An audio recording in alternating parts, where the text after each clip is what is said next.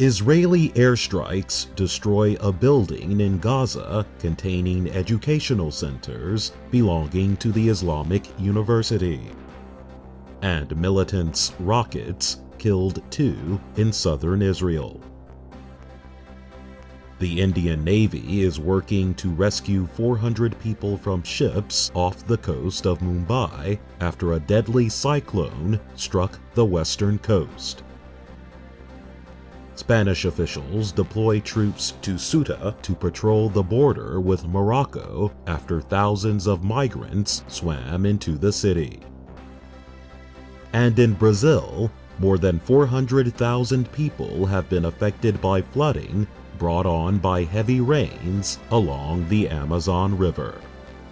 This is an unprecedented influx, and I would say this is a very specific case of migration. It's not comparable to migration to the Canary Islands in the sense that many of these migrants come from neighboring areas. Before the pandemic, many of them could cross the border regularly. They had a pass as residents of neighboring areas, and many of them worked in Ceuta and Melilla as domestic workers, as highly skilled workers. Also, there were many women smuggling goods across the border, and all this economy crashed due to the pandemic and to the closure of the border.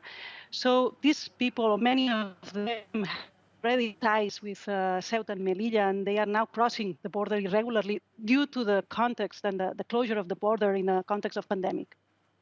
So the context of the pandemic, but there's also this political row. You tweeted that this is what happens when migration is the main weapon of political warfare. And there's that specific row between Spain and Morocco that we mentioned in the report. How relevant is that? This is fundamental because it's not that people want to cross the border, but the question is where was the Moroccan police that usually prevents them from crossing the border? And there are many witnesses that explain that the police was not there anymore, trying to stop them. And this, of course, as you already said, has to do with the tension between the Moroccan government and the Spanish government. It's used, the migration card is used as a blackmail, as a way to put pressure upon the member state, in this case, the Spanish government. The Spanish government, of course, is really dependent on the Moroccan government to stop these irregular crossings, as, for instance, the Greek government is dependent on Turkey to stop refugees coming from Turkey. And this means that at the end, they are under pressure, and they have somehow to accept their conditions unless they want the increase and this influx of irregular migration across the border. And just briefly, if you can, ultimately, what do the migrants want? You say that they're used to working normally in Ceuta, and that's now not possible because of the pandemic.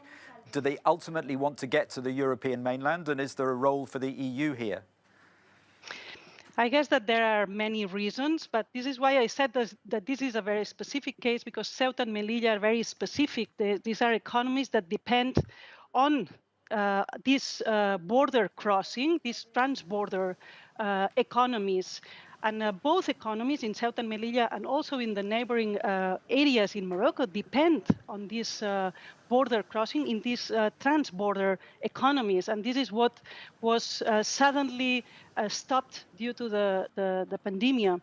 So some of them will continue maybe to the peninsula, to the continent, but many of them have ties in Ceuta and Melilla, so may want to stay there or to be able to cross and go back and forth across the border. So this is why I said that it's different from the migration that we are seeing now to the Canary Islands.